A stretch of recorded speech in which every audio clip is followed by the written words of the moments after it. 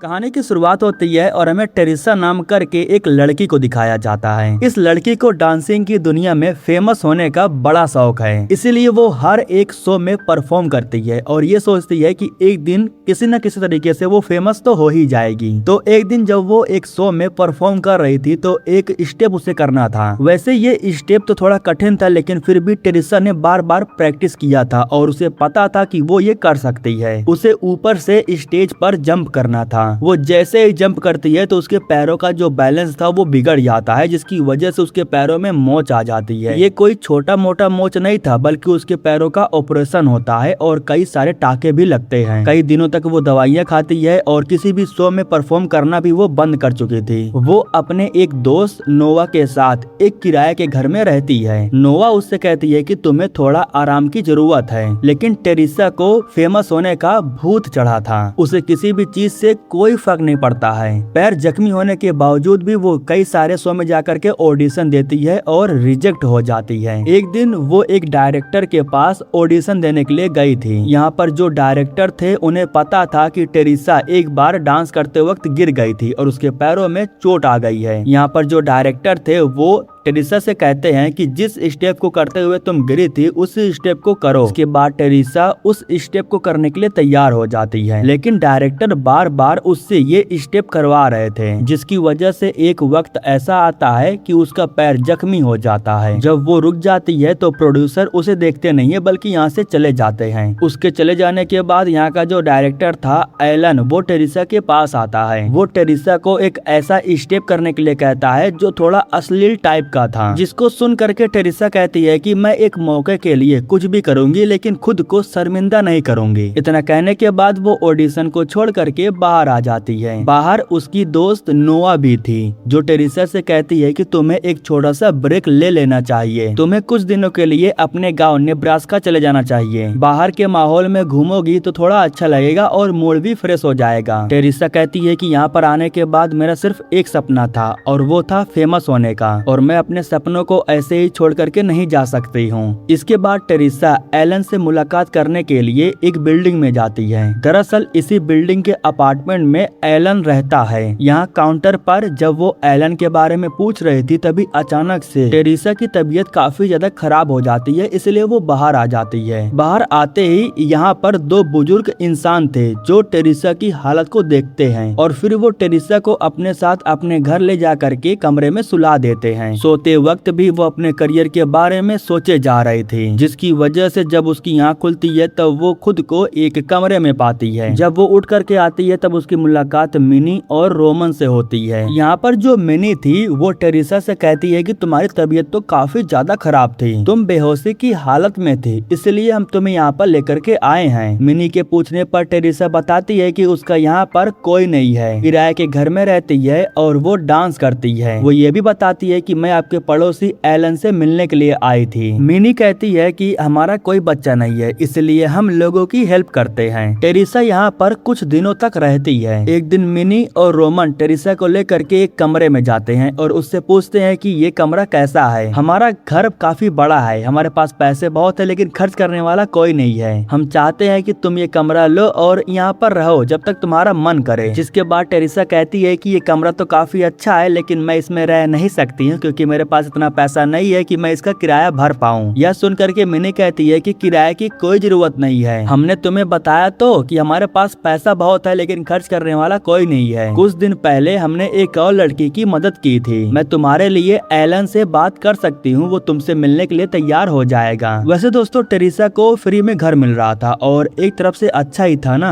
ये लोग उसकी मदद करना चाहते थे, इसलिए वो मना नहीं कर पाती है। वो किराए के घर में जाकर के सारे सामान को पैक करती है और वापस मिनी के घर में आ जाती है रहने के लिए। कमरे में आने के बाद जब वो अपने सामानों को रख रही थी तभी उसे कुछ मिलता है। उस सामान पर जॉन सेबुस्की करके किसी का नाम लिखा हुआ था। हालांकि कुछ समय के बाद जब मिनी आती है तब टेरिसा वो सामान ले जा करके उसे दिखाती है। मिनी उसे कूड़े में फेंकते हुए कहती है कि ये उस लड़की का है जो पहले किराए पर रहती थी। जाने से पहले मिनी उससे कहती है कि तैयार हो जाओ, हमने एलन से जा करके बात कर लिया है, तुम जा करके उससे मिल सकती हो। यह सुन करके टेरिसा भी काफी खुश हो जाती है क्योंकि वो इसी वक्त का तो इंतजार कर रही थी। वो तैयार होकर के एलन से मिलने के लिए जाती है जो कि इसी बिल्डिंग के एक अपार्टमेंट में रहता था। यहाँ पर आने के बाद वो टेरिसा से कहता है कि मिनी और रोमन के पास काफी पैसे हैं, पैसे दे करके उन्होंने मुझे तुमसे मिलने के लिए मना ही लिया। इसके बाद वो टेरिसा को पीने के लिए ड्रिंक देता है। ड्रिंक पीने के बाद वो एलन से कहती है कि सिर्फ फेमस होने के लिए मैं अपने गांव को छोड़ करके इस शहर में आई हूँ। मुझे जितना मेहनत करना पड़ेगा मैं करूंगी, लेकिन मुझे डांस में फेमस होना है। अगर आप मुझे एक मौका दें तो मैं साबित कर सकती हूँ कि मुझसे बेहतर डांस और कोई नहीं कर सकता है। यह सुन करके एलन कहता है कि ठीक है, तुम हमारा प्रैक्टिस क्लास ज्वाइन कर सकती हो। ड्रिंक पीने के कुछ समय के बाद अचानक से टेरिसा को चक्कर आने लगते हैं। उसे पता चल गया था कि ड्रिंक में कुछ मिलाया गया है। वो कुछ कर पाते उससे पहले एलन उसे एक कमरे की तरफ धक्का दे देता है। यहाँ पर हम मिनी और रोमन को भी देखते हैं। दरअसल ये एक प्रकार से सीक्रेट कमरा था और इस कमरे के बारे में बहुत ही कम ही लोगों को पता था। इस कमरे में आने के बाद टेरिसा के साथ बहुत अजीब हरकतें होने लगती है। इन सभी चीजों को देख करके वो काफी डर जाती है। सुबह में जब उसकी आँख खुलती है तब वो खुद को एलन के घर में पाती है। वो एलन से पूछती है कि आखिर रात में हुआ क्या था, जिस पर एलन कहता है कि कल की रात काफी शानदार रात थी। इस बात पर ज्यादा वो ध्यान नहीं देती है, बल्कि वो जा करके एलन के डांस क्लास को ज्वाइन कर लेती है। इस डांस क्लास में केटी नाम करके एक लड़की को दिखाया जाता है। वो डांस में काफी बेहतर थी, ऐसा उसका मानना था। वो टेरिसा से कहती है कि स्टेज पर तो हर कोई जा सकता है, लेकिन हर किसी को डांस करने नहीं आता है। दरअसल वो टेरिसा को ऐसा बोल करके उसकी बेइज्जती कर रही थी, लेकिन वो उसकी बातों पर ज्यादा ध्यान नहीं देती है। जब टेरिसा वॉशरूम में थी तब उसे अपने हाथों और पैरों पर रेसेस दिखाई देते हैं, जिसको वो इग्नोर करके घर आ जाती है। वो अपने कमरे में जा पाते उससे पहले ही पीछे से मिनी उसे आवाज लगा करके अपने कमरे में बुला लेती है। वो जब उसके कमरे में जाती है तब उसकी मुलाकात लिली नाम करके एक महिला से होती है। दरअसल लिली एक डॉक्टर है जो जड़ी बूटियों की मदद से दवाइयाँ बनाने का काम करती है। यहाँ पर वो टेरिसा के पैरों को देखती है और उसके पैरों में एक दवाई लगाती है। वो उससे कहती है कि तुम ये दवाइयाँ दिन में 2 बार लगा सकती हो, इससे तुम्हारा पैर ठीक हो जाएगा। इसके बाद टेरिसा जब जाकर के अपने कमरे में सो रही थी तब उसे बहुत ही बुरे बुरे सपने आते हैं। उसे अपने सपने में शैतान दिखाई देते हैं और इन्हीं सब बुरे सपनों की वजह से वो ठीक से सो भी नहीं पाती है। लेकिन जब वो सुबह में सो करके उठती है तब उसे मालूम चलता है कि उसका पैर तो बिल्कुल ठीक हो गया है और ये सब कुछ उस दवाई की वजह से हो रहा था जो लिली ने उसे दिया था। पैर ठीक हो जाने की वजह से आज की क्लास में वो काफी अच्छे से प्रैक्टिस करती है। एक दिन मिनी ने अपने घर पर पार्टी रखी थी और इस पार्टी में उसने सबको इनवाइट किया था। इस पार्टी में मिनी के ढेर सारे चाहने वाले लोग आए थे और ये सभी लोग खासकर टेरिसा पर ज्यादा ध्यान दे रहे थे। आज की पार्टी में रोमन टेरिसा के लिए एक बड़ा सा गिफ्ट लेकर के आता है। इस गिफ्ट को देख करके वो काफी खुश हो जाती है क्योंकि पहली बार उसे कोई गिफ्ट दे रहा था। गिफ्ट में एक स्वेटर था जिसको पहन करके टेरिसा काफी खुश हो जाती है। ये लोग टेरिसा को एक 300 साल पुराना लॉकेट भी देते हैं और कहते हैं कि तुम इसे अपने पास रख सकती हो। वो स्वेटर तो ले लेती है, लेकिन टेरिसा को बाद में इस बात का एहसास होता है कि इस स्वेटर में कुछ तो गड़बड़ जरूर है। एक दिन जब वो अपने कमरे में बैठी हुई थी तभी अचानक से उसके पेट में काफी दर्द होने लगता है। इसीलिए चेक करवाने के लिए जब वो डॉक्टर के पास जाती है तब उसे मालूम चलता है कि वो तो प्रेग्नेंट हो चुकी है। टेरिसा ये बात जा करके जब नोआ को बताती है तब वो उससे पूछती है कि आखिर ये हुआ कैसे, जिस पर टेरिसा कहती है कि उस रात मैं नशे की हालत में एलन के साथ थी। हो सकता है कि उसी ने कुछ किया होगा, लेकिन मैं इस बच्चे को रख नहीं सकती हूँ क्योंकि ये बच्चा मेरा करियर बर्बाद कर देगा। जिस पर नोआ कहती है कि मेरे कजन ने अबॉर्शन करवाया है, तुम अगर चाहो तो मैं तुम्हें उससे ले जाकर के मिलवा सकती हूँ। अब इसके बाद दोस्तों में दिखाया जाता है कि स्टेज पर परफॉर्म करना था तो इसीलिए सभी लड़कियां तैयार हो रही थी। उसी वक्त यहाँ पर एलन आ जाता है जो सभी लड़कियों को स्टेज पर भेज देता है। वो टेरिसा के पास आता है और उससे कहता है कि इस वक्त तुम्हें अपना ख्याल रखना चाहिए। यह सुन करके टेरिसा समझ जाती है कि किसी ने एलन को बता दिया है कि वो प्रेग्नेंट है। वापस घर आने के बाद टेरिसा को मालूम चलता है कि ये बात मिनी और रोमन को भी मालूम चल गया है। यहाँ मिनी उससे कहती है कि इसमें घबराने वाली क्या बात है, तुम्हें बच्चा नहीं चाहिए क्या? तुम अगर चाहो तो बच्चा रख सकती हो, इससे हमें कोई दिक्कत नहीं है। जिस पर टेरिसा कहती है कि मुझे स्टेज पर रहना है और इस बच्चे की वजह से मेरा करियर बर्बाद हो जाएगा। यह सुन करके मिनी टेरिसा को लेकर के एक कमरे में जाती है और इस कमरे में लाने के बाद वो टेरिसा को बताती है कि हमने 10 साल तक कोशिश किया था लेकिन हमें कोई बच्चा नहीं हुआ। अगर तुम्हें तुम्हें ये बच्चा नहीं रखना है तो कोई बात नहीं,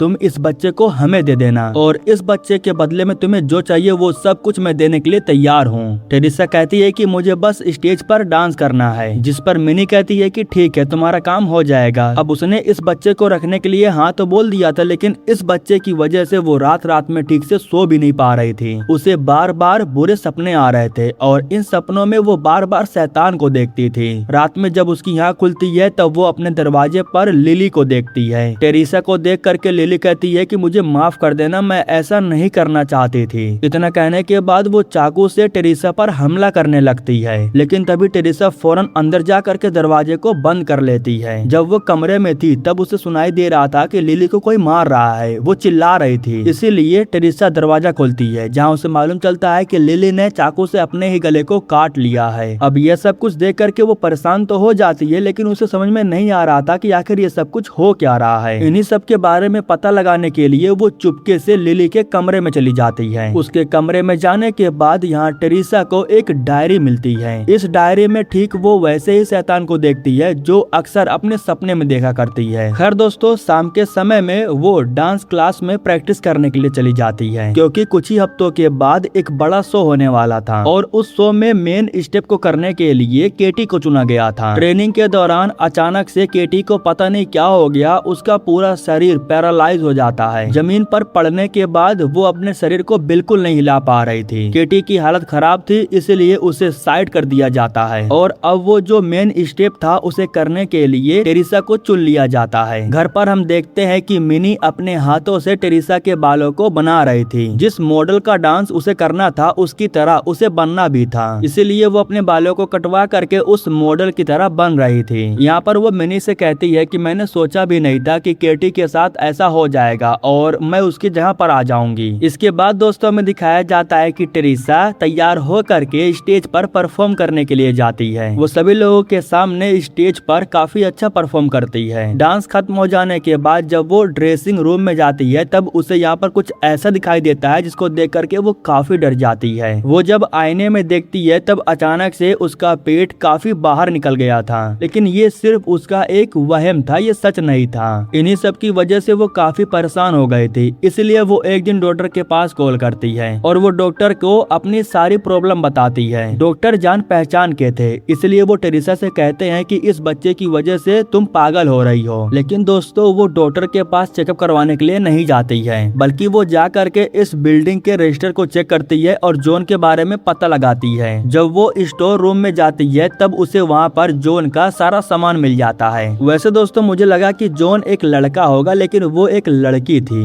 उसके सामानों में टेरिसा को एक बाइबल की किताब मिलती है जिस पर कुछ हेडलाइंस को मार्क किया गया था। इस बाइबल को जिस चर्च में से लिया गया था वो उस चर्च में चली जाती है। यहाँ पर आते ही अचानक से टेरिसा के पेट में काफी जोरों से दर्द होने लगता है। उसी वक्त टेरिसा के पास एक सिस्टर आ जाती है। वो सिस्टर को लिली की डायरी देती है और जोन की तस्वीर दिखा करके उससे पूछती है कि आखिर ये कौन है। सिस्टर बताती है कि ये किताब उनके पास होता है जो शैतान की पूजा करते हैं। शैतान की जो पूजा करते हैं उनके लिए ये किताब पवित्र होता है और ये लड़की उसी बिल्डिंग में रहती थी जिस बिल्डिंग में तुम रहती हो। ये यहाँ पर पश्चाताप करने के लिए आती थी। एक रात के समय में अचानक से वो लड़की पता नहीं कहाँ गायब हो गई और सभी लोगों ने ये कहा कि वो लड़की पागल थी, लेकिन सुनने में ये आया था कि उस लड़की के पीछे कुछ काली शक्तियाँ पड़ी हुई थी। सदी बदलने से पहले सुनने में ये आया था कि उन लोगों ने शैतान को अपने वश में कर लिया है और उसने अपने पीछे एक बेटा और वारिस छोड़ा है, वे कभी नहीं रुकने वाले हैं। उसी वक्त सिस्टर को मालूम चलता है कि टेरिसा के पेट में भी एक बच्चा पल रहा है, जिसको देख करके सिस्टर कहती है कि उन्होंने तुम्हें चुना है, चाहे कुछ भी हो जाए लेकिन तुम इस बच्चे को जन्म मत देना। इसके बाद दोस्तों टेरिसा अपने दोस्त नोवा के साथ एक डॉक्टर के पास जाती है उस बच्चे को खत्म करने के लिए। लेकिन यहाँ पर जब नर्स अपना काम कर रही थी तभी टेरिसा को काफी दर्द महसूस होता है। दर्द की वजह से वो उस नर्स को एक जोरदार लात मारती है और अचानक से पता नहीं क्या हो गया, वो नर्स भी काफी अजीब तरह से हरकतें करने लगती है। केटी की तरह उसका भी शरीर पूरी तरह से पैरालाइज हो जाता है। टेरिसा बाहर आती है और नोवा से कहती है कि मैंने ये नहीं किया, ये सब कुछ उनकी गलती है, इस बच्चे को भी उन्हीं लोगों ने मुझे दिया है। रात के समय में जब टेरिसा घर आती है तब वो लिफ्ट में मिनी को देखती है जो कि एक फ्लोर पर जा रही थी और इसके बाद टेरिसा भी उसका पीछा पीछा करते हुए उसी फ्लोर पर चली जाती है। नीचे के साइड में आने के बाद यहाँ टेरेसा को बहुत अजीब अजीब सामान दिखाई देता है। इसी वक्त यहाँ पर एलन भी आ जाता है जो टेरेसा से कहता है कि तुम्हें सच में कुछ याद नहीं है। इतना कहने के बाद टेरेसा को धीरे धीरे सब कुछ याद आने लगता है। यहाँ उसे मालूम चल जाता है कि उस रात एलन ने ही उसके साथ जबरदस्ती किया था। टेरेसा उससे पूछती है कि आखिर तुमने मेरे साथ ऐसा क्यों किया। एलन उसके करीब आ करके उसे टच करने लगता है।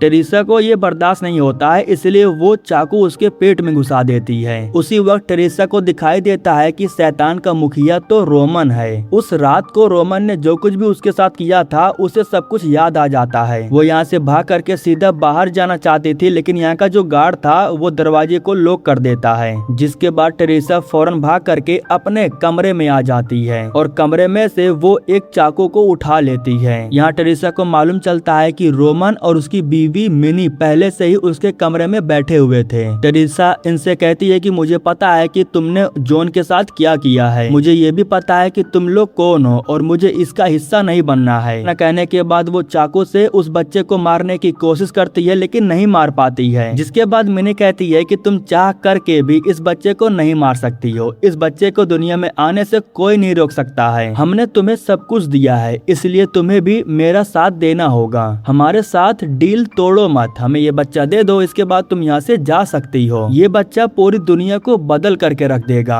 टेरेसा के पास कोई ऑप्शन नहीं बचा हुआ था, वो करती भी तो क्या करती, इसीलिए वो इनका साथ देने के लिए तैयार हो जाती है। इसके बाद ये लोग टेरेसा को लेकर के एक ऐसे कमरे में जाते हैं जहाँ और भी लोग थे जो शैतान की पूजा करते हैं। टेरेसा को देखने के बाद सभी लोग कहते हैं कि शैतान की जय हो। यहाँ पर टेरेसा भी एक घूंट मारने के बाद इनके साथ शैतान की जय जयकार करने लगती है। फिलहाल इन लोगों को ये लग रहा था कि टेरेसा सच में इनके साथ मिली हुई है, लेकिन दोस्तों ऐसा बिल्कुल भी नहीं था। टेरेसा को जैसे ही मौका मिलता है तो वो भाग करके खिड़की के पास जाती है और वहाँ से छलांग लगा देती है, जिससे वो नीचे गिर जाती है और नीचे गिरने की वजह से उसकी मौत हो जाती है और उसके साथ वो शैतान बच्चा भी खत्म हो जाता है। इसी के साथ दोस्तों ये कहानी यहीं पर खत्म हो जाती है।